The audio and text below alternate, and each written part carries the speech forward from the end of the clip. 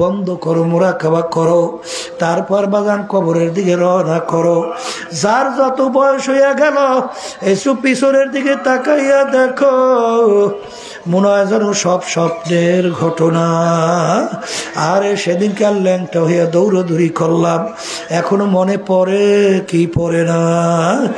এখন তো নাতি নুৎকারের নানা হইয়া গেলাম, দাদা হইয়া গেলাম, দাঁত পইরা গেল, দাড়িগুলা পাইকা সাদা হইয়া গেল। কত লোক নিয়ে একসঙ্গে বাজারে বাজার করলাম, এক চায়ের টেবিলে চা খাইলাম, গল্পের টেবিলে গল্প করলাম। এখন বাজারে যাইয়া দেখি সেই লোকগুলোকে আর বাজারে দেখা যায় না, চায়ের টেবিলেও নাই, গল্পের টেবিলেও নাই।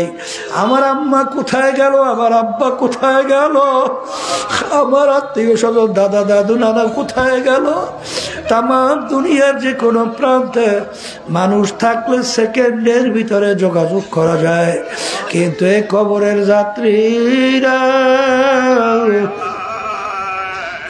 তোমার আমার বাড়ির দরজায় আমার আম্মা ঘুমায় রইল, আমার আব্বা ঘুমায় রইল, আত্মীয় স্বজন ঘুমায় রইল, খবর দিতেও পারলো না, নিতেও কিন্তু পারলাম না।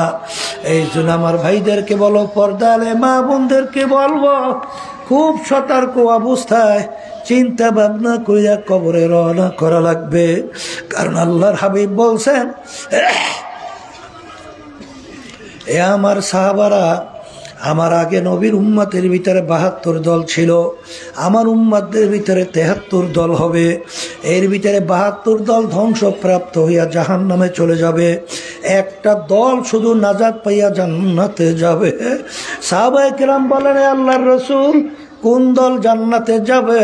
আল্লাহর হাবিব বলেন, মা আনা আলাইহি ওয়া আসহাবি, আমি এবং আমার সাহাবারা যেই পথ, যেই মত, যেই নীতি আদর্শ, যেই সুরাত সিরাত আকীদায় আছি, যারা কিয়ামত পর্যন্ত এই নিয়মে থাকবে তারাই নাজাত পাইয়া জান্নাতে যাবে।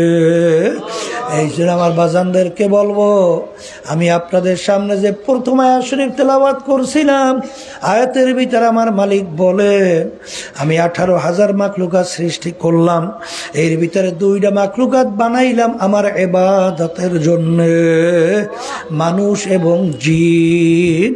অন্যান্য মাখলুকাতগুলো আমার মালিক কেন বানাইলেন? আমার মালিক বলেন, ওয়া খুলিকা লাকুম মা ফিল আরদি জামিআ, অন্যান্য মাখলুকাতগুলো আমি বানাইলাম তোমাদের জন্যে, আর তোমাদেরকে আমি বানাইলাম আমার ইবাদতের জন্যে। বাজান, ইবাদতের অর্থ কি? এক কথায় মনে রাখা লাগবে, সেই অনুযায়ী জীবনকে চালানো লাগবে। মালিকের হুকুম অনুযায়ী চলার নামই হলো ইবাদত। বলেন, মালিকের হুকুম অনুযায়ী চলার নামই হলো ইবাদত। আমার মালিকের হুকুম ব্যক্তিগত জীবনে মানুষের আছে না নাই? কথা বললেন। পারিবারিক জীবনে আছে না নাই? সামাজিক জীবনে আছে না নাই? রাজনৈতিক জীবনে নাই? সেখানেও আছে, সেখানেও আছে না নাই? আন্তর্জাতিক জীবনে আছে না নাই? সুরাত সিরাতের ভিতরে আছে না নাই? কামাই খরচের ব্যবসার ভিতরে আছে না নাই? যেই আল্লাহর বান্দা বান্দি ব্যক্তিগত জীবন থেকে শুরু করে আন্তর্জাতিক সর্বক্ষেত্রে জীবনে মালিকের হুকুম অনুযায়ী নিজের জীবনকে চালাতে পারবে, ওই কাজটা ইবাদতের ভিতরে গণ্য হবে। আর যদি ইবাদতের ভিতরে গণ্য হয়, আমার মালিক বলবেন, ফাদখুলি ফি ইবাদি ওয়াদখুলি জান্নাতি, আমার বান্দা বান্দীদের কাতারের ভিতরে শামিল হও, আমার বেহেশতের ভিতরে ঢুইকা যাও। আল্লাহ রাব্বুল আলামিনের কাছে দোয়া করেন, মালিক যেন আমাদেরকে তার খাস গোলাম, পর্দার আড়ালের মা বোনদেরকে খাস বান্দি হিসাবে কবুল করবেও। আসে নাকি একটা লোকের উপর একটা আস্থা? কাফেররা অপেক্ষা করতেছে আল্লাহ রাসূল সাল্লাল্লাহু আলাইহি ওয়াসাল্লামের মাথা মোবারক কাইটে নিয়ে আসবে। নাউযুবিল্লাহ। পথের মধ্যে অল্প সময়ের ব্যবধানে কি ঘটনা আমরা অনেকেই জানি। এমন বুঝ আল্লাহ রাব্বুল আলামিন তাকে দান করলেন, অল্প সময়ের ব্যবধানে তার বুঝ পরিবর্তন হইয়া এখন জীবনের পরিবর্তন ঘইটা ওই তরবারি নিয়েই আল্লাহ রসুল সাল্লাল্লাহু আলাইহি ওয়াসাল্লাম সহ সাহাবায়ে কেরামদেরকে নিয়ে রাজপথে ইসলামের পক্ষে নারায়ে তাকবীর আল্লাহু আকবার এই স্লোগান দিয়ে নাইমে গেছিল। এবং ওমর ফারুক রাদিয়াল্লাহু তাআলা বলছিলেন, কাফেরেরা স্ত্রী বিধবা করতে চাও কে, পারলে আমি ওমরের সামনে আস। আমি ওমর মুসলমান হয়ে গেছি। সন্তান যদি কেউ এতিম করতে চাও, পারলে আমি ওমরের সামনে আস, আমি ওমর মুসলমান হয়ে গেছি। এক কথায় যে একটু আগে ছিল কাফেরদের ভিতরে সবচেয়ে বড় খতরনাক, কেন আল্লাহ রসুলের মাথা কাটতে যাবে, এসে শয়তান আর থাকতে পারে? তাই অল্প সময়ের ব্যবধানে সে ইসলামের পক্ষের একজন লিডার হয়ে গেল, নেতা হয়ে গেল। আচ্ছা বলেন তো, একটু আগে আল্লাহর হাবিবের যখন মাথা মোবারক কাটার জন্য গেল, তখন তার চক্ষু ছিল দুইটা না কয়টা? আর যখন এই পরিবর্তন ঘটে ইসলামের পক্ষে নামলো, তখন তার চক্ষু দুইটা না চারটা? হাতে পরিবর্তন কি হয়েছে না একই আছে? পায়ের দিক থেকে অঙ্গ কোনো প্রত্যঙ্গে কোনো পার্থক্য আছে? তাইলে যে কোনো একটা জায়গায় পার্থক্য হয়েছে তো, কথা বলেন না কেন? ওই জায়গাটা হলো কলবের ভিতরে পরিবর্তন।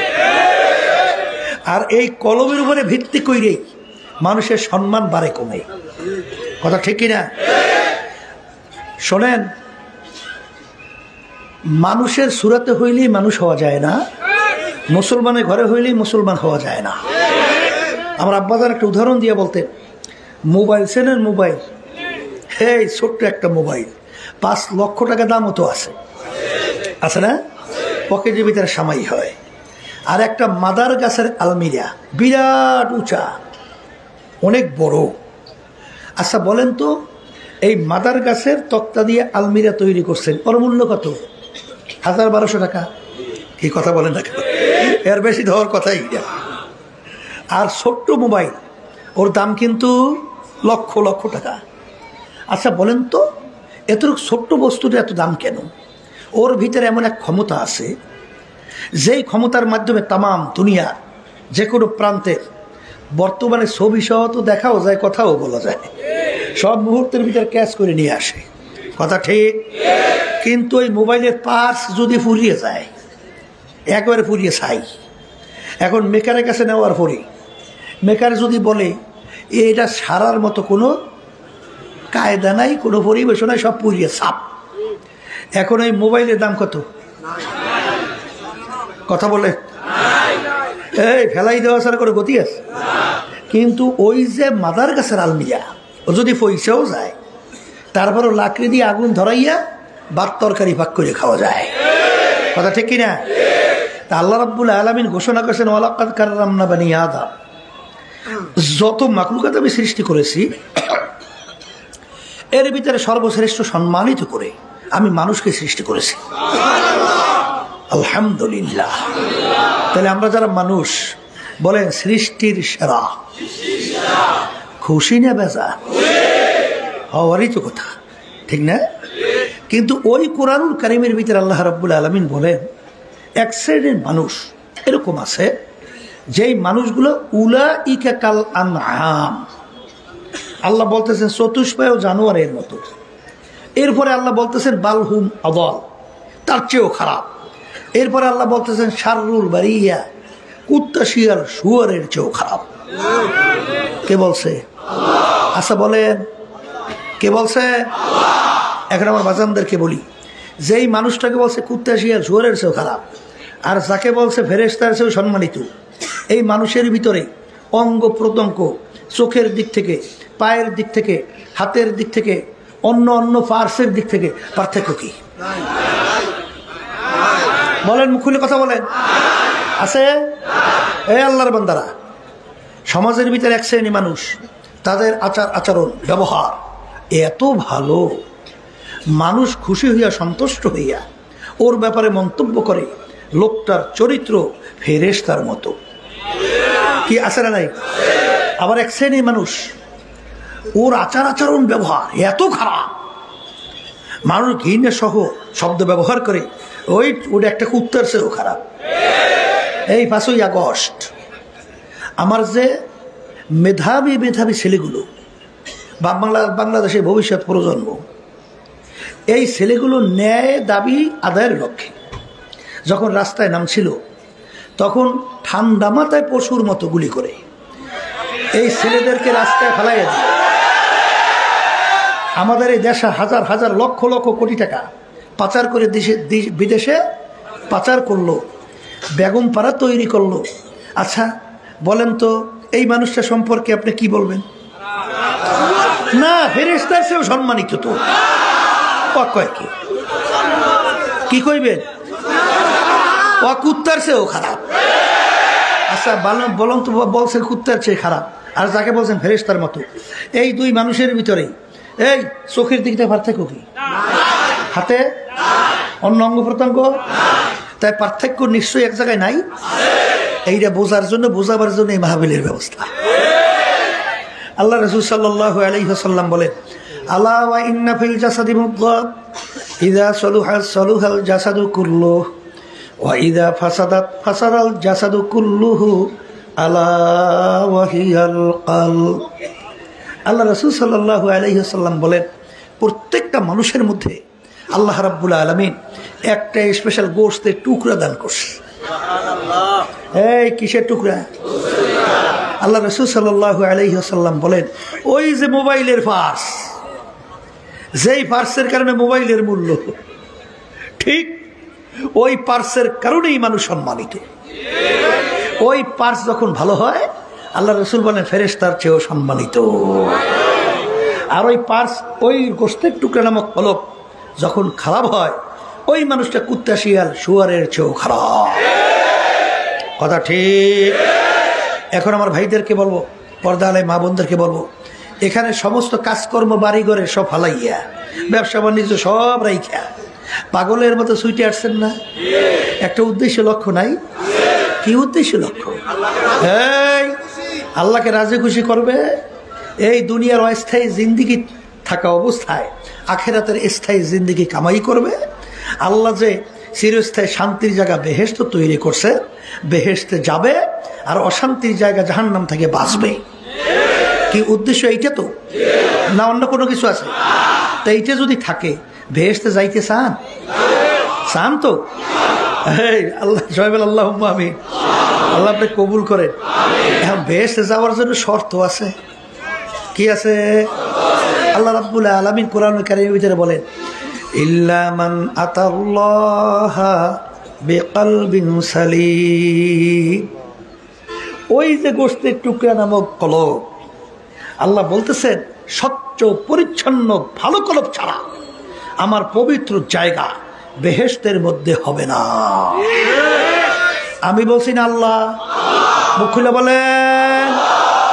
তাহলে ওই গোশতের টুকরা নামক কলবকে ভালো কইরেই আমাদেরকে দুনিয়া থেকে বিদায় নিয়ে কবরে যাওয়া লাগবে। আসতে কয় তো কথা ঠিক না? ঠিক। আমি বলছিলাম এই গোশতের টুকরোর ভিত্তি করে মানুষের সম্মান বাড়ে কমে। কি ভুল বলছি না ঠিক বলছি? ভুল বলছি না ঠিক বলছি? বেলাল আবশারী রাদিয়াল্লাহু তাআলার নাম শুনছেন? শুনছেন। আচ্ছা, তার ইতিহাস কি? তার আব্বাও ছিল গোলাম, তিনিও তাই গোলামের ছেলে, বংশের দিক থেকে একেবারে নিচু, হাফস বংশ, একেবারে কুৎসিত কালো, চেহারাও ডকপথ নাই। দেখছেন না কালো মানুষ? ডকপথ আছে? তাহলে চেহারাও সুন্দর না, বংশও কি ছোট। আবার শিক্ষার দিক থেকে বকালাম, গোলামের ছেলে গোলাম শিখবে কোথায়? তাহলে শিক্ষাও নাই। পয়সার দিক থেকে নিচ্ছ, তাও নাই। তাহলে নাই বংশ, নাই চেহারা, নাই শিক্ষা, নাই পয়সা। ওদিকে আবার জবানটাও তোতলা। দুনিয়া চলার জন্য তার গুণ আছে কি? কিছু আছে? কিন্তু তার সম্মান, হ্যাঁ, আল্লাহ রাসূল সাল্লাল্লাহু আলাইহি ওয়াসাল্লাম সবে মেরাজে গেলেন, বেহেশতের ভিতরে খরমের আওয়াজ। কিসের খরমের আওয়াজ? জিবরাইল আলাইহিস সালাম বলে, আল্লাহ রাসূল আপনার বেলালের খরমের আওয়াজ। আল্লাহু আকবার। আল্লাহ রাসূল সাল্লাল্লাহু আলাইহি ওয়াসাল্লাম সর্বপ্রথম বেহেশতে ঢোকা ছাড়া কেউ যেতে পারবে? আল্লাহ রাসূল সাল্লাল্লাহু আলাইহি ওয়াসাল্লাম যেই বাহনের উপরে থেকে বেহেশতে ঢুকবেন সেই বাহনের রশিটা কার হাতে? বলেন বেলাল হাবশি রাদিয়াল্লাহু তাআলা আনহু। কি বোঝেন? এই ওমর ফারুক রাদিয়াল্লাহু তাআলা আনহু অর্ধেক দুনিয়ার রাজত্ব করছিলেন, বাংলাদেশের মধ্যে প্রায় 200 দেশের রাজা। তিনি যখন তার এই লোকজন নিয়ে অনুসারী নিয়ে যখন বৈঠক করতেছিলেন, ওই সময় যে বেলাল হাবশি রাদিয়াল্লাহু তাআলা অনেক সময় ঢুকতেন, তখন তিনি সম্মান সূচক শব্দ ব্যবহার করতেন, সাইয়েদানা বেলাল, আমাদের সর্দার বেলাল আসছে। আল্লাহু আকবার। আল্লাহর বান্দারা, দুনিয়াতে সম্মান চাও, আখেরাতে যদি সম্মান চাও। এই কালকে মাহফিল করছিলাম চিটাগং, সেখানে ঘুমাই আছে আমানত শাহ রহমাতুল্লাহি আলাইহি। ইতিহাস কি? জজের চাপরাশি, জজের চাপরাশি। জজ এজলাসে বিচার করত, আর জজের মাথায় আগে এরকম টাইনে টাইনে বাতাস করত, তাদেরকে বলা হয় চাপরাশি। কি বোঝেন? আচ্ছা বলেন তো, যেই জজ এজলাসে বসে বিচার করছে, ওই জজের কোনো পাত্তা আছে? কোনো আলোচনা আছে? কোনো খবর আছে? কিন্তু যে নাকি জজের মাথায় টাইনা পাখা দিয়ে বাতাস করছে, কিয়ামত পর্যন্ত তার নাম মানুষ স্মরণ করতে থাকবে। কথা বোঝেন? যাইয়ে দেখেন পটুয়াখালী জেলা মির্জাগঞ্জ থানা, ইয়ারউদ্দিন সাহেব রহমাতুল্লাহি আলাইহি নদীর পাশে ঘুমাই রয়েছে। আমি হয়তো বছরখানিক হইবে বা কম বেশি, স্পিড বোর্ডে যাইতেছি, হঠাৎ দেখি স্পিড বোর্ডওয়ালা থামাই দিয়েছে বোটটা। তাকাইয়ে দেখি হেই ইয়ারউদ্দিন সাহেব রহমাতুল্লাহি আলাইহি তার কবর। যত লঞ্চ স্টিমার ওখান থেকে যায়, ওখানে টবের করে থামাইয়া তাকে সম্মান দেখাইয়া তারপর সামনে যায়। মরিয়াও বাদশাহী করতে আসে। বিদেশের এক পর্যটক আসছিল বাংলাদেশে, যখন রওনা করে যাইতেছে সাংবাদিকরা জিজ্ঞেস করছে, বাংলাদেশে এসে কি দেখলেন, কি পাইলেন? বলে একটা আশ্চর্য জিনিস দেখছি। কি আশ্চর্য? বলে মানুষ মইরেও যে বাদশাহী করে, তাই সে দেখলাম বাংলাদেশ। বলে তাকাবো, যাইয়ে দেখেন সিলেটে ঘুমাই আছেন শাহজালাল রহমাতুল্লাহি আলাইহি। দেখবেন লক্ষ লক্ষ মানুষ তার কবরের পাশে যাই জিয়ারত করে সালাম দেয়। সুবহানাল্লাহ। আমি ঢুকছি, লোকজন মনে হয় যেন ভয়তে এরকম কাকুতি মিনতি দিয়া আস্তেই কবরের পাশে যাই সালাম দেয়, মইরেও বাদশাহী করতে আসে। আর ওদিকে যাইয়ে দেখেন হাইকোর্টের মাজার বাংলাদেশ, যাদের হুঙ্কারে মনে হয় বাংলাদেশের জমি থর থর করে কাঁপত, ও যাইয়ে দেখেন যে একদম দিনদার আল্লাহ ওয়ালা মানুষ কবরে বসে সালাম দেয়, বরঞ্চ বলে কি শয়তান নাম ওরসে ভালো হয়েছে। ও যাইয়ে দেখেন কুত্তো আর পাতি সিটকাল পায়খানা প্রস্তাব করে ভরিয়ে রাখছে। কথা ঠিক? তাইলে সম্মান এইটা নির্ভর করে কির উপরে? আবার বলেন কলবের উপরে ভিত্তি করে। কথা ঠিক? এখন কলব ভালো খারাপ কৃষি হয়। আমি ওদিকে আলোচনা যাইতেছিলাম, যে তো আইসে গেছে বইলেই ফেলাই। চলেন, কলবের উল্লেখযোগ্য 10টা রোগ। কয়টা রোগ? এই রোগগুলো যখন কলব থেকে দূর হবে, কলবটা ভালো, আর এগুলো যখন থাকবে, কলবটা খারাপ। এর ভিতরে বড় লোকটার নাম হলো তাকাব্বুরি। এই বাংলা অর্থ বলেন, আমি বড়, আমি ভালো। বলেন, আমি পীরের দিক থেকে বড়, আমি ক্ষমতার দিক থেকে বড়, আমি সম্মানের দিক থেকে বড়, আমি শিক্ষার দিক থেকে বড়, আমি সম্পদ টাকা পয়সার দিক থেকে বড়, আমি পদের দিক থেকে বড়। এই বড় বড় যার ভিতরে এক জাররা পরিমাণ তাকাব্বুরি থাকবে, আল্লাহ রাসূল সাল্লাল্লাহু আলাইহি ওয়াসাল্লাম বলেন, সে বেহেশতের ঘেরানো পাবে না। বেহেশতের ঘেরানো পাবে না। আমি বলিনি, আল্লাহ নবী সাল্লাল্লাহু আলাইহি ওয়াসাল্লাম বলছে, শুনাই। বেহেশতের ঘেরান হাদিসের মধ্যে আসছে, 500 বছর রাস্তা দূর থেকে পাওয়া যাবে। তাহলে যার ভিতরে তাকাব্বুরি থাকবে জাররা পরিমাণ, সে 500 বছর রাস্তা বেহেশতের কাছেও যেতে পারবে না। আল্লাহ মনে এটা সহ্যই করে না। কথা ঠিক না? ঠিক। আল কেবর রেদাই, তাকাব্বুরের মালিকের খাস পোশাক, তার খাস গুণ, এটা মালিক সহ্যই করে না। এই একটা কথা বোঝার জন্য ঘটনা আছে। বড় বাঘ, রয়্যাল বেঙ্গল টাইগার নাম শুনছেন? শুনছেন না? মাইসা বাঘের নাম শুনছেন? সিকে বাঘ, তাও তো নাম শুনছেন। আমাদের চিতাবাঘ নাই, আছে তো মাইজাবাঘ, এই বড় বাঘ, মাইজাবাঘ আর পাতি শ্রীগাল, তিনটে একত্রিত হয়েছে। একত্রিত হইয়া ওরা শিকার করতে গেছে। কি করতে? এগুলা কিন্তু শিক্ষার জন্য, অত ঘটনা শত বাস্তব দরকার নাই, এগুলো শিক্ষার জন্য মুরব্বীরা বিভিন্ন কাজে শিখায়। এই শিকার করতে যাই, শিকার তিনটেই পাইছে। কয়টা? গাধা, হরিণ, খরগোশ। কয়টা? এর ভিতরে মজার গোশ কোনটা? আচ্ছা, এখন বড় বাঘ বলতে আছে চিতাবাঘকে বন্টন কর। একসঙ্গে তো শিকার টিকার করলাম, এখন বন্টন করা লাগবে না, বাঘ কর। আচ্ছা, এখন গোশের ভিতরে মজার গোশ হলো, এখন চিতাবাঘ চিন্তা করে আমার বাঘে হরিণটা রাখা লাগবে। এখন কি কৌশল সেটা বের করা লাগবে। এখন কৌশল একটা বের করছে, মহারাজ শরীর অনুযায়ী বন্টন। জোরে আসবেন না, কি অনুযায়ী বন্টন? মহারাজ আপনার শরীরও বড়, গাধাটাও বড়, ওইটা আপনার বাঘে। আর আমার শরীরও মেজো, হরিণটাও মেজো, ওইটা আমার বাঘে। আর খরগোশটাও ছোট, পাতি শ্রীগাল কি ছোট, ওটা ওর বাঘে। এই বন্টনে বাঘ খুব খুশি না? আসতে কয় খুশি, মেজাজ গরম, বোঝেন, পায়ের রক্ত মাথায়। আর বাঘ বলে রাগ হইলে মাটির ভিতরে কামড় দিয়ে বলে, ও বলে ডাক দেয়, মাটি বলে থরথর করে কাঁপতে থাকে, এত বড় ভয়াবহ। ও সাংঘাতিক কিন্তু রাগ। ওই দেখছি চিড়িয়াখানা শুরু, মানে দুই এক সময় রাগ উঠলে ওই সিরিয়া মেরে ফালাইতে চায়, ওই যে কীতি আছে সেই সব। আচ্ছা, রাগের চোটে ওরে খবিস, তুই হরিণের গোস খাবি, তা খাওয়াবো। উঠাইয়া এমন ভাবে থাবা মারছে, থাবার চোটে চিতাবাঘের চোখ বেরিয়ে গেছে, এখন থরথর থরথর করে কাঁপে। এবার বলতে আছে পাতি শ্রীগালকে বন্টন কর। পাতি শ্রীগাল চিন্তা করছে, এক থাবায় ওর চোখ বেরিয়ে গেছে, চলে আসবেন না, আগেই বসে, যদি আমি বন্টনে বেকায়দা করি আমার রুহুই শেষ। তো বন্টন করে, মহারাজ আপনার জন্য ভোরের নাস্তা হইল খরগোশ। কার নাস্তা? মহারাজের। মহারাজ আপনার জন্য দুপুরের খানা হইল হরিণ, ওটাও কার বাগে? মহারাজের বাগে। মহারাজ আপনার রাত্রের জন্য খানা হইল গাদা, তেরোটা কার বাগে? এখন মহারাজ খুশি নে বাজার, এক খুশির কোনো শেষ নেই। এখন বলতেছে খুশিতে, এরকম বন্টন তোকে শিখাইল কে? বলে মহারাজ ওই থাবায় শিখেছে। জোরে আসবেন না, আগেই বলছি, এই জন্য আসতে বলছি।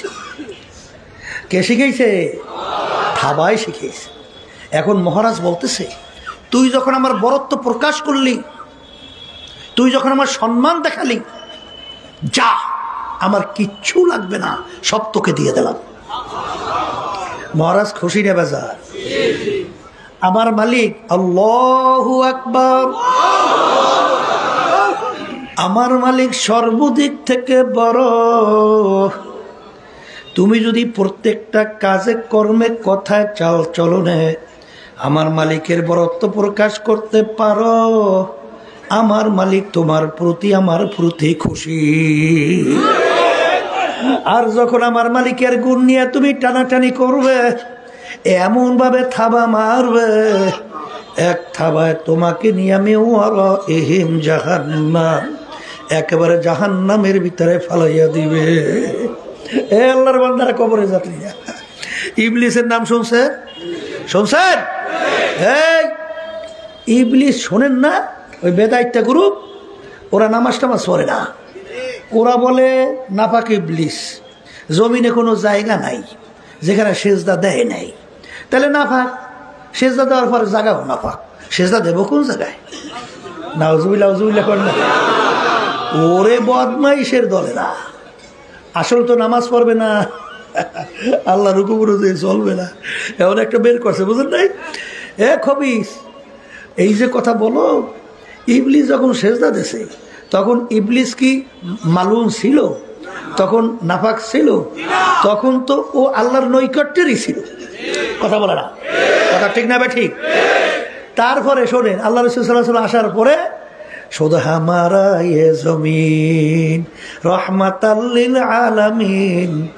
আল্লাহ নবী সাল্লাল্লাহু আলাইহি সাল্লামের বরকতে তাম দুনিয়ার সমস্ত জমিনকে আল্লাহ রাব্বুল আলামিন পবিত্র ঘোষণা করছে।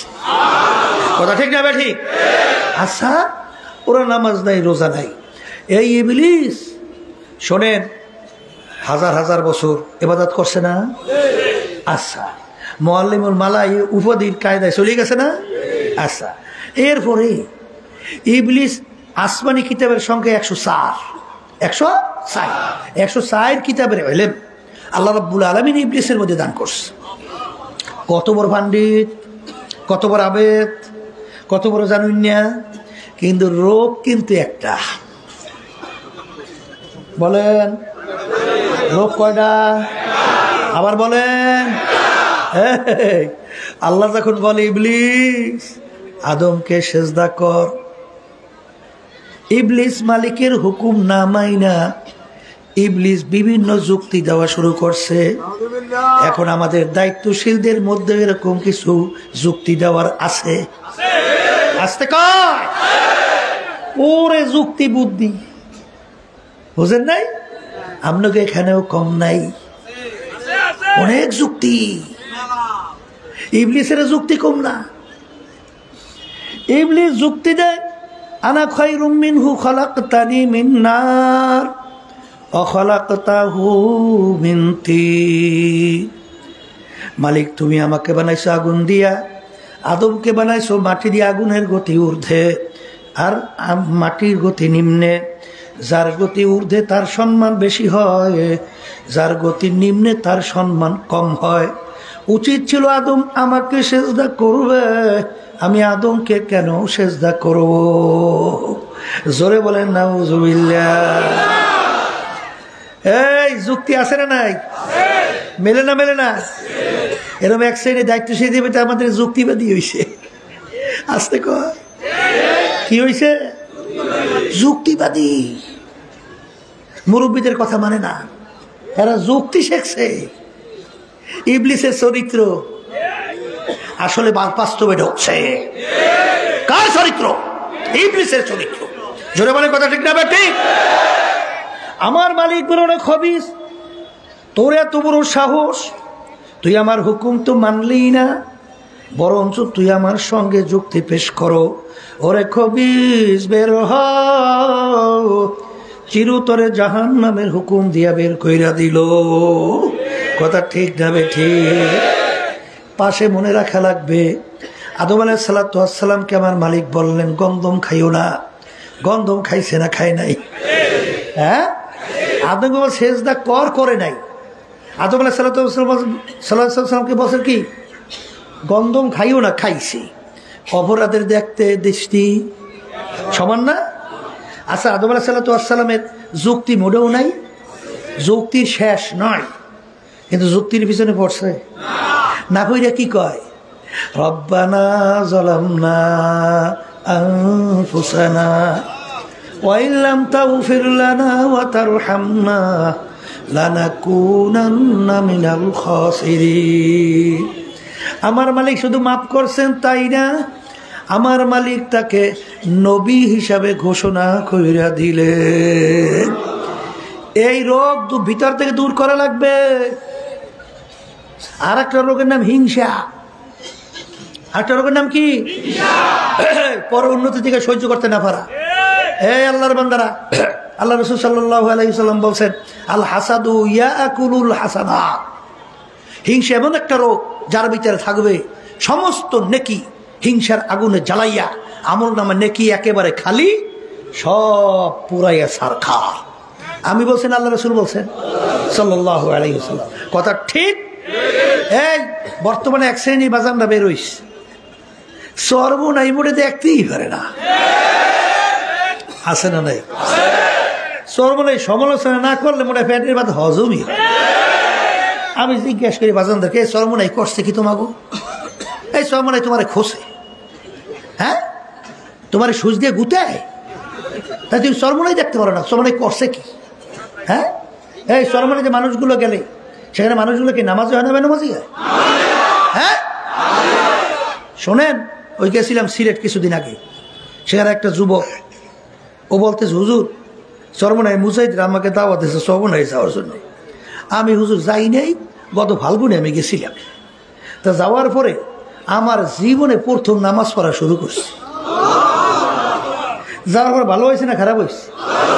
হ্যাঁ, এ কালো ডাকাতের নাম শুনছেন? কালু ডাকাত শুনছেন? সিলে সুনামগঞ্জ। এই চরমনাইতে দাওয়াত দিতে দিতে কালু ডাকাত নিয়ে গেছে চরমনাই। আমি লোকজনের সঙ্গে দেখা করতেছি, একজন আমার কানে বলে হুজুর কালু ডাকাতকে নিয়ে আসছে। কিসের কালু ডাকাতটা কি?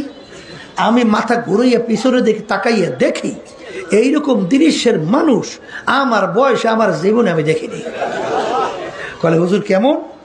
সুবহানাল্লাহ, এই মোষ এরকম মোটা, এই ঘুরাইয়া কানের উপর দিয়ে ব্যাখ্যা করি এরকম লাগাই রাখছে। কথা বুঝছেন? এইরকম মোটা মোষ। আচ্ছা, এরপরে গায়ের ভিতরে পোশাক পরছে কালো, পরনে যে পোশাক পরছে কালো, ওদিকে লোকটাও কালো, চুলগুলাই কান্দা পর্যন্ত লম্বা, বুঝছেন? এরপরে আবার চোখ দুটো এরকম বিরাট বিরাট লাল।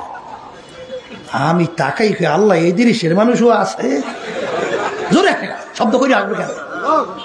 যেই কথা বলতে চাইছিলাম, সেই কালু ডাকাত চরমনাই ময়দানে যাওয়ার পরে সেদিনকারও দেখা সিলেট, ওই সিলেটে আলিয়া মাঠের মাঠে দেখলাম। মনে এখন তাকাইলে মনে একজন আল্লাহর ওলি হয়ে গেছে। ভালো হয়েছে না খারাপ হয়েছে? আর আসতে কন, আপনাদের এলাকায় দুই একজন তো নাই মনে হয়, আপনাদের এলাকাও আছে। কি খারাপ হয়ে গেছে না? খারাপ হয়ে গেছে। তাহলে চরমনাই গেলে মানুষ কি হয়? ভালো হয় না? এরপরে আমরা মাঠে ময়দানে কাজ করি। এই যারা কাজ করে তাদেরই তো দোষ বেশি হয়। কাজ নাই কাম নাই, নাকে তোল দিয়ে নাকটাই না ঘুমায়, ওর আবার দোষটা কি? মাঠে ময়দানে কাজ করি আমরা, ভুল তো হইতেই পারে। কথা বলে আমার আব্বাজানও বলে গেছেন, আমরাও বলি যে আমাদের ভুল হইতেই পারে। দয়া মায়া করিয়া কোরআন হাদিসের দৃষ্টিতে আমাদেরকে ধরাইয়া দেন। যদি কোরআন হাদিসের দৃষ্টিতে ভুল হওয়ার পরেও আমরা পরিবর্তন না করি, তাইলে মাইক একটা না 14 লাসা লাগাইয়া তারপর চরমনাইয়ের বিরুদ্ধে বললেন। কিন্তু বাজান, তুমি যদি চরমনাইয়ের বিরোধিতা করো আর আল্লাহ যদি চরমনাই কবুল করে, চরমনাই কি হবে? কিছু হবে? বরঞ্চ তুমি শেষ। এই হাদিস অনুযায়ী তুমি শেষ। কথা বলে না? কথা ঠিক কিনা? এই হিংসা এমন একটা রোগ, সমস্ত নাকি শেষ করে, এইটা দূর করা লাগবে। এই হিংসার কারণে আজকে বাংলাদেশের ভিতরে দেখছেন 53 বছর ইতিহাস স্বাধীনতা। এই হিংসার কারণে একদল আর একদল ক্ষমতায় যাওয়ার পরে আশরাফুল মাখলুকাত মানুষগুলোকে একটা পিঁপড়া মারতে যেরকম চিন্তা করে না, এরকম আশরাফুল মাখলুকাত মানুষগুলোকে এইভাবে মাইরা ফালায় ক্ষমতায় থাকার জন্য, আর এক দলকে দমন করার জন্য। কথা ঠিক না? ঠিক। এই রোগ যদি না থাকে, এই কাজ সাথে থেকে প্রকাশ পায়, এই রোগটা অন্তরে দূর করা লাগবে। আর একটা রোগের নাম হলো হুব্বে যা হুব্বে মাল। মালের মোহাব্বত, সম্মানের মোহাব্বত, পদের মোহাব্বত, বাজার ক্ষমতার মোহাব্বত, এই বিভিন্ন কায়দায় কায়দায় কায়দায় কায়দায় দুনিয়া। কায়দা কায়দা কি? আল্লাহ রাসূল সাল্লাল্লাহু আলাইহি ওয়াসাল্লাম বলেন, হুব্বুদ দুনিয়া রাসু কুল্লি খতিয়াতিন। সমস্ত গুনার মূলই হলো এই দুনিয়ার মোহাব্বত। এইটা গুনার মূল। কথা ঠিক না বে ঠিক? বাজান, এই দুনিয়ার মোহাব্বতের কারণে মানুষ কিন্তু অনেকাংশে ঈমান হারা হইয়া যায়। কথা ঠিক কিনা? হুব্বুদ দুনিয়া রাসু কুল্লি খতিয়াতিন। কিয়ামতের ময়দানে আমার মালিক যেদিন অন্য কোনো ছায়া থাকবে না, একমাত্র আল্লাহর স্পেশাল আরশের ছায়া ছাড়া কোনো ছায়া থাকবে না, সেদিন 7 প্রকার লোককে আমার মালিক ডাইকা ডাইকা তার স্পেশাল আরশে ছায়া দান করবে। তার ভিতরে 1 প্রকার ওই আল্লাহর বান্দা বান্দি, হুব্বু ফিল্লাহ বুগজু ফিল্লাহ।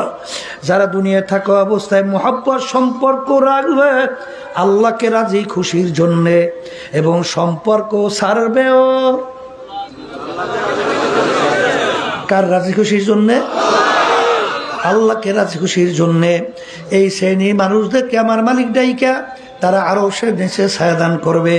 এক শ্রেণী আমার বাবারা দল করে, সেই দলের কার্যক্রম, নেতাদের আচরণ, তাদের সিদ্ধান্ত অনেকাংশে ইসলাম, কোরআন এবং হাদিস বিরোধী। কথা বলে না? তারপরেও সেই দল ছাড়ে না। তাহলে এখন মুহাব্বতটা কি আল্লাহর জন্য না দলের জন্য? আবার মুখ খুলে বলেন। এক শ্রেণী আমার বাজানরা মানব রচিত কুফরি তন্ত্র মন্ত্র যারা বাস্তবায়ন করতে চায়, এর ভিতরে একটা হলো বর্তমানে বাংলাদেশ সহ তাম দুনিয়া অনেক দেশে চলছে প্রচলিত গণতন্ত্র, যার প্রবক্তা হলো প্রাক্তন প্রেসিডেন্ট এই আমেরিকার আব্রাহাম লিঙ্কন। তিনি বলছিলেন government of the people, by the people, for the people. তিনি এক কথায় বুঝাতে চায় সমস্ত ক্ষমতার মালিক জনগণ। নাউজুবিল্লাহ বলেন। হে ইমানদার, হে মুসলমান, কেউ যদি এই স্বীকার করে এই কথা সমস্ত ক্ষমতার মালিক জনগণ, এখন তুমি তোমার নিজের দিকে তাকাইয়া প্রশ্নের উত্তর দাও, তুমি একজন কামেন মোমেন ইমানদার? বোঝেন নাই মনে হয়? তাহলে আস্তে আস্তে কোন দেয় এই কথা যদি কেউ মানে সমস্ত ক্ষমতার মালিক জনগণ, তার ইমানের অবস্থা কি? হ্যাঁ, নামাজ পড়ে তো, এদিন নামাজ পড়ে কি না, রোজাও তো রাখে, হজও তো করে, ডান্স তো অভাব নাই, ওদিকে তো কপালে দাগও পড়ছে। হ্যাঁ, আখলিস দীনাকা ইয়াকফিকা আমালুল কালিল। আল্লাহ রাসূল সাল্লাল্লাহু আলাইহি ওয়াসাল্লাম বলেন, তোমার সমস্ত ভালো কাজ কাজে লাগার জন্য সর্বপ্রথম শর্ত হইল নির্ভেজাল ঈমান থাকা লাগবে। কি ভেজাল? ওই আমি অনেক সময় উদাহরণ দিয়ে বলি, এই আছে না নদীর পাড়ে যাই অনেক সময় অন্ধকারে, আমাদের এলাকায় আছে, জাল নিয়ে নদীতে মাছ ধরে, দেখছে? ওই মাছ ধরিয়ে ধরিয়ে মাছ ওই খারুই কয় না, খারুইছে না, ওই যে ডোলা যার ভিতরে মাছ রাখে, ওই খারুই ডোলা যা বলছেন বলছেন, ওই খারুর ভিতরে রাখতে আছে, কিন্তু অন্ধকার তো, ওদেরকে খারুই তলা ছিদ্র, তলা কি এখন এই পাগলায় তো মাছ ধরছে ঘন্টার পর ঘন্টা, মনে করছে যে মাছ পাইছে আমি খারুই ভরছে, যাইয়া দেখে খারুইয়ের ভিতরে একটা মাছও না।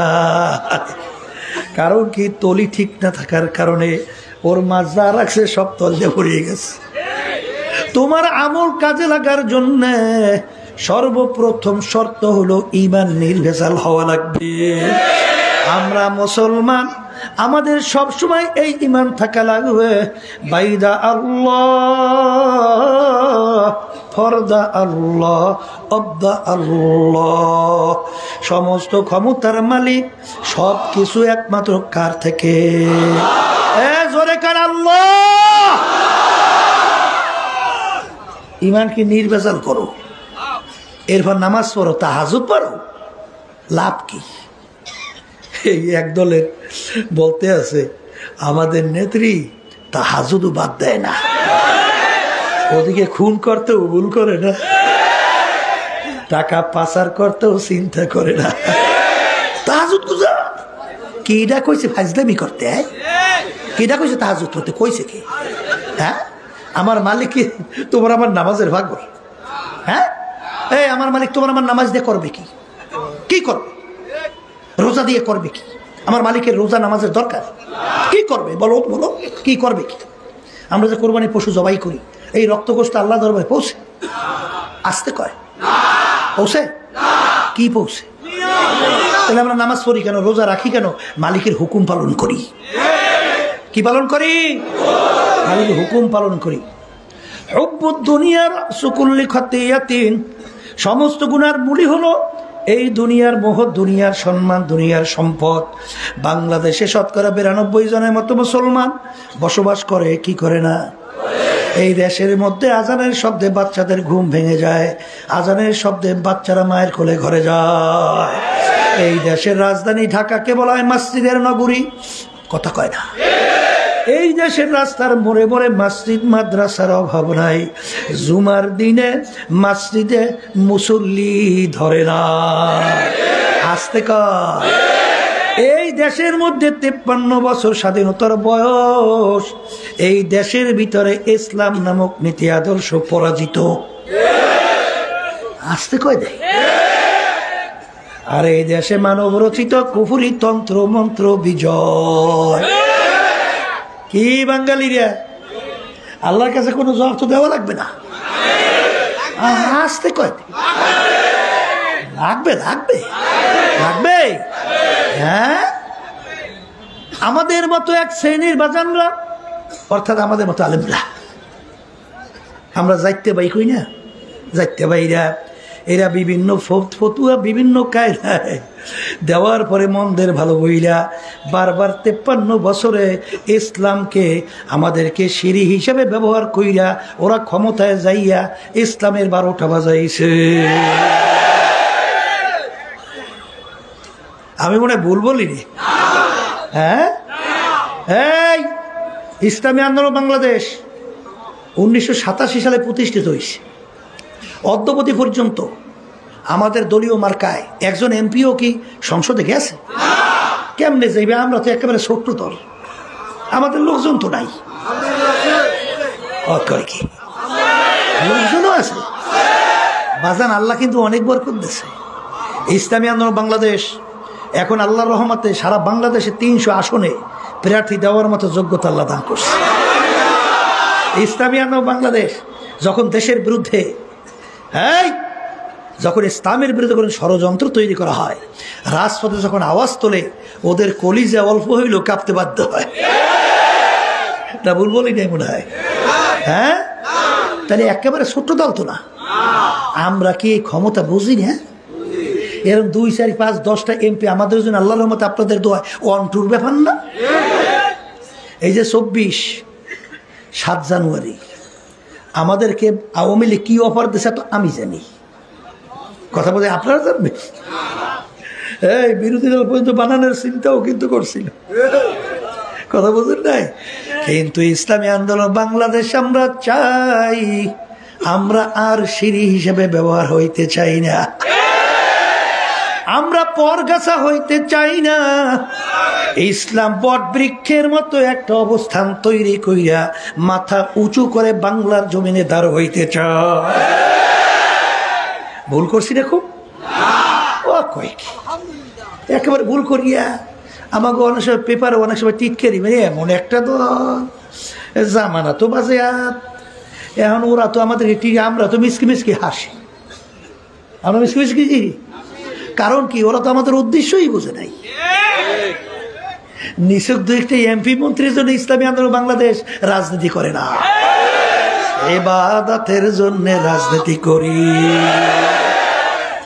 এই জন্যই তো ছাত্ররা যখন জুলাই আগস্টে যখন ন্যায় এই দাবি নিয়ে মাঠে নামছিল, তখন বাংলাদেশের মধ্যে একটা রাজনৈতিক দল তাদের ব্যানারে প্রকাশ্যে এই ন্যায়ের পক্ষে অন্যায়ের প্রতিবাদে রাজপথে নামছিল, সেই দলটার নাম হলো ইসলামী আন্দোলন বাংলাদেশ।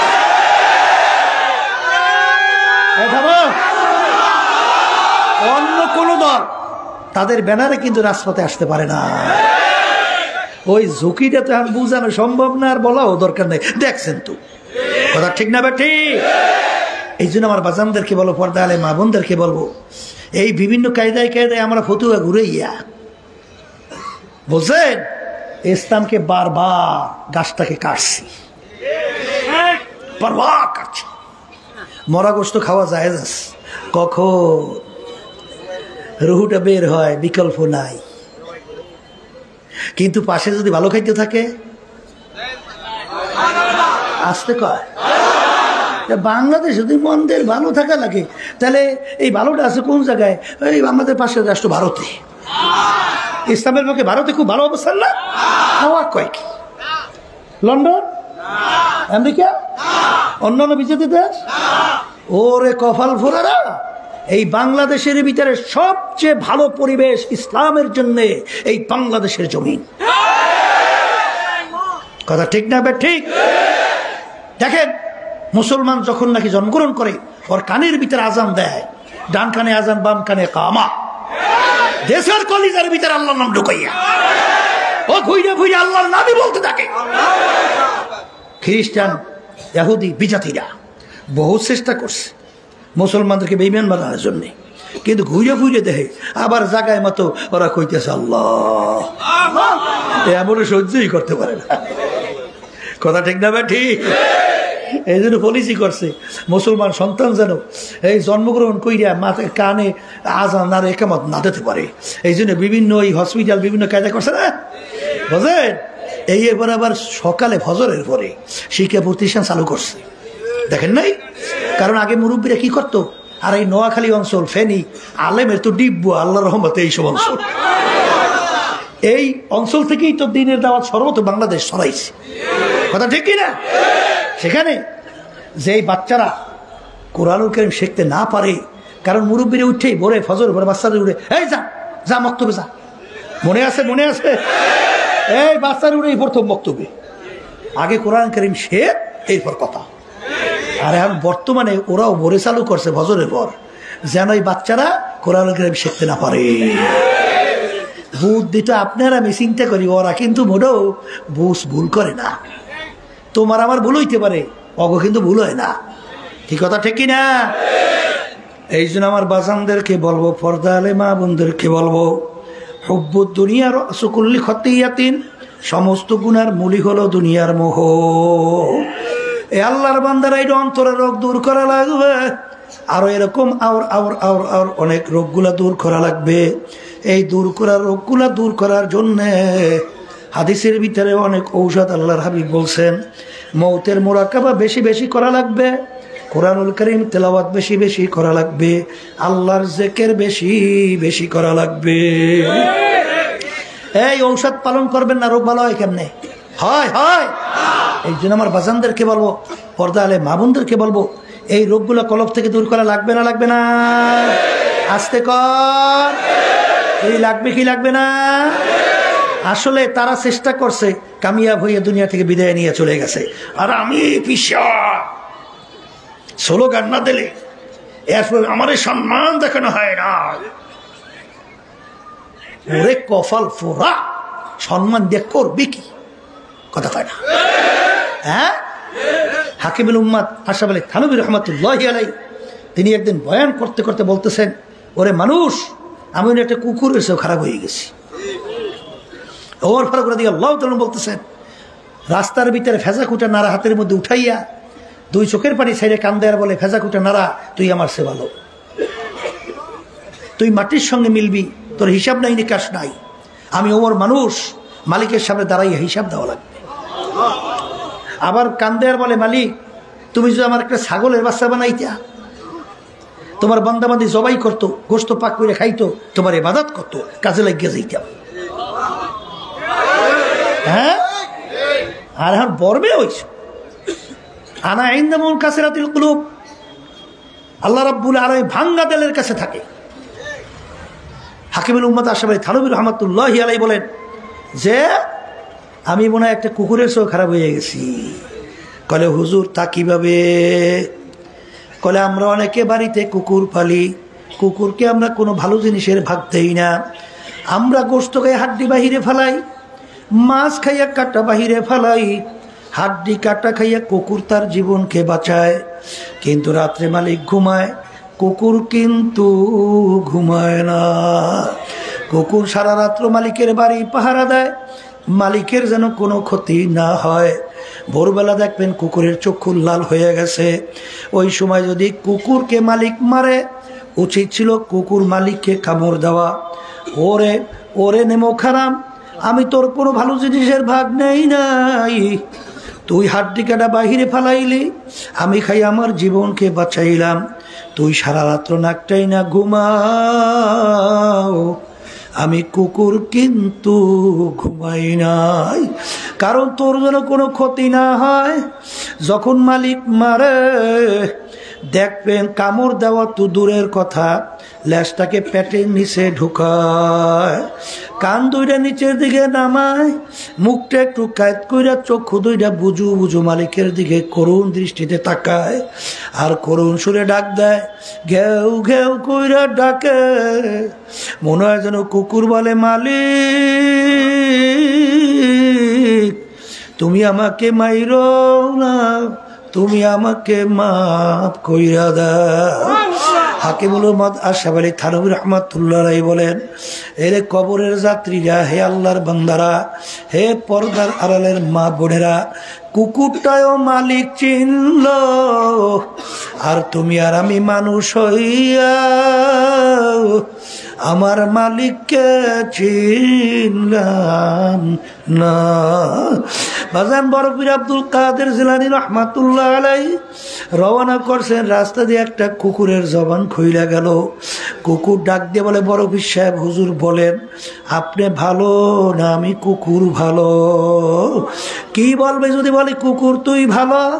আমার মালিকের কোরআনুল কারীমের উল্টা হয়ে যায়। মালিক বলছেন ওয়ালাকাদ কাররামনা বানি আদম। আর যদি বলে কুকুর তুই খারাপ আমি ভালো, তাহলে তো আমার ভিতরে আনানিয়া চলে আসবে।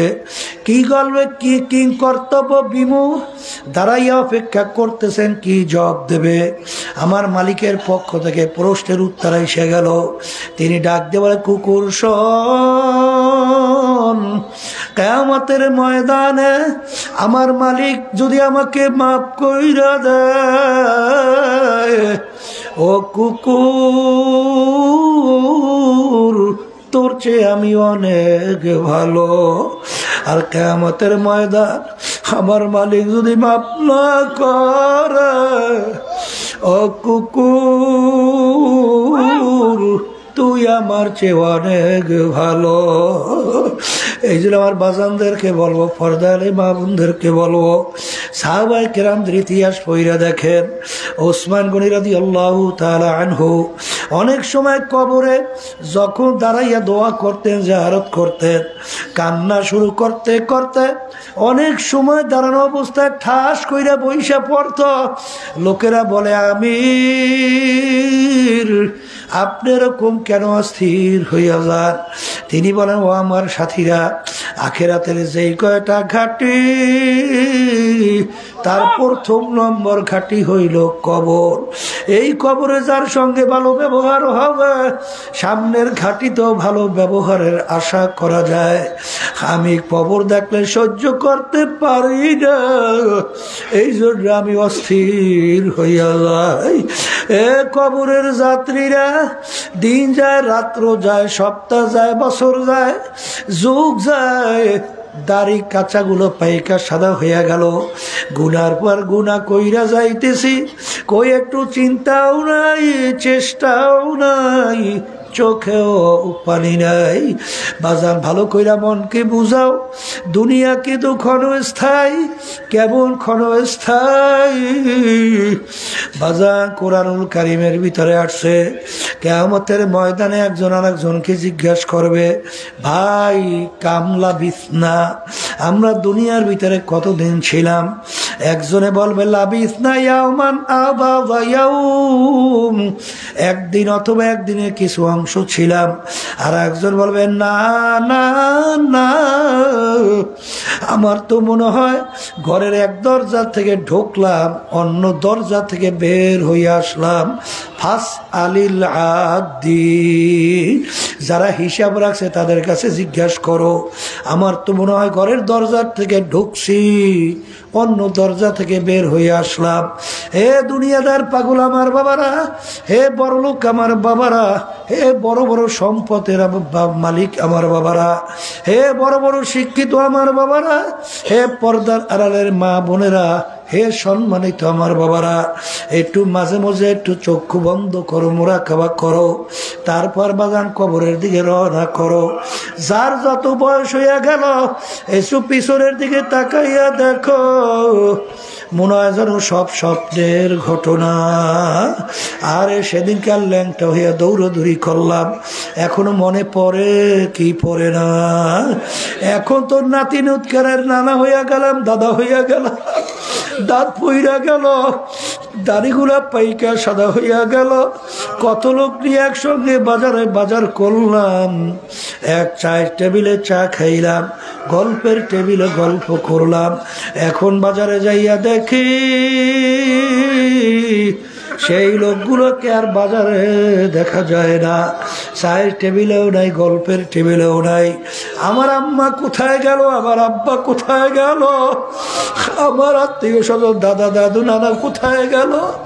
তাম দুনিয়ার যে কোনো প্রান্তে মানুষ থাকলে সেকেন্ডের ভিতরে যোগাযোগ করা যায়, কিন্তু এই কবরের যাত্রীরা, তোমার আমার বাড়ির দরজায় আমার আম্মা ঘুমায় রইল, আমার আব্বা ঘুমায় রইল, আত্মীয় স্বজন ঘুমায় রইল, খবর দিতেও পারলো না, নিতেও কিন্তু পারলাম না। এই জন্য আমার ভাইদেরকে বলো, পর্দালে মা বোনদেরকে বলবো, খুব সতর্ক অবস্থায় চিন্তা ভাবনা কইরা কবরে রওনা করা লাগবে। কারণ আল্লাহর হাবিব বলছেন, এ আমার সাহাবারা, আমার আগে নবীর উম্মতের ভিতরে ৭২ দল ছিল, আমার উম্মতদের ভিতরে ৭৩ দল হবে। এর ভিতরে ৭২ দল ধ্বংসপ্রাপ্ত হইয়া জাহান্নামে চলে যাবে, একটা দল শুধু নাজাত পাইয়া জান্নাতে যাবে। সাহাবায়ে কেরাম বলেন, আল্লাহর রাসূল, কোন দল জান্নাতে যাবে? আল্লাহর হাবিব বলেন, মা আনা আলাইহি ওয়া আসহাবি, আমি এবং আমার সাহাবারা যেই পথ, যেই মত, যেই নীতি আদর্শ, যেই সূরা সিরাত আকীদায় আছি, যারা কিয়ামত পর্যন্ত এই নিয়মে থাকবে, তারাই নাজাত পাইয়া জান্নাতে যাবে। এই জন্য আমার বাজানদেরকে বলবো, আমি আপনাদের সামনে যে প্রথম আয়াত শরীফ তেলাওয়াত করছিলাম, আয়াতের ভিতরে আমার মালিক বলেন, আমি 18,000 মাখলুকাত সৃষ্টি করলাম, এর ভিতরে 2টা মাখলুকাত বানাইলাম আমার ইবাদতের জন্য, মানুষ এবং জিন। অন্যান্য মাখলুকাতগুলো আমার মালিক কেন বানাইলেন? আমার মালিক বলেন, ওয়া খুলিকা লাকুম মা ফিল আরদি জামিআ, অন্যান্য মাখলুকাতগুলো আমি বানাইলাম তোমাদের জন্যে, আর তোমাদেরকে আমি বানাইলাম আমার ইবাদতের জন্যে।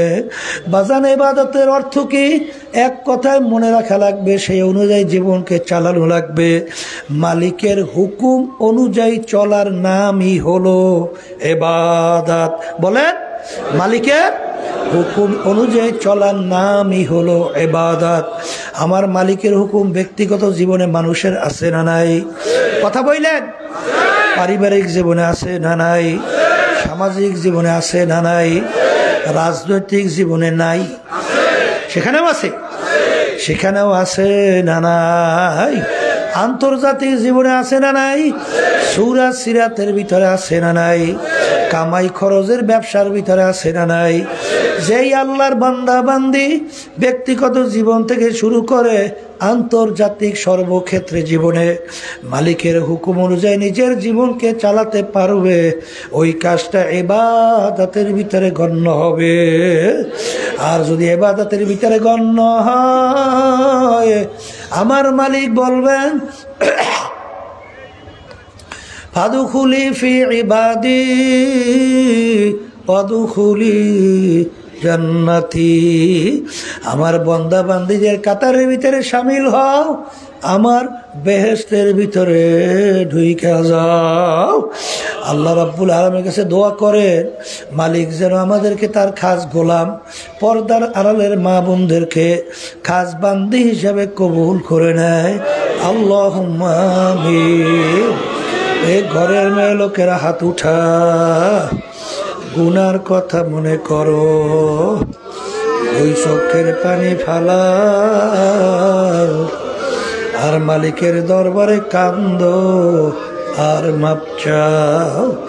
যদি কান্না না আসে, মনকে বুঝাও রে মন, একদিনে ঘরের দরজা দিয়ে নতুন বউ হয়ে উঠছিল রে মন। কত মেয়ে লোকে শরবত খাওয়াইল, কত মেয়ে লোকে বাতাস করলো, আবার এমন একটা দিন আসবে, রাত্রি আসবে, এই ঘরের দরজা দিয়া মরাল্লা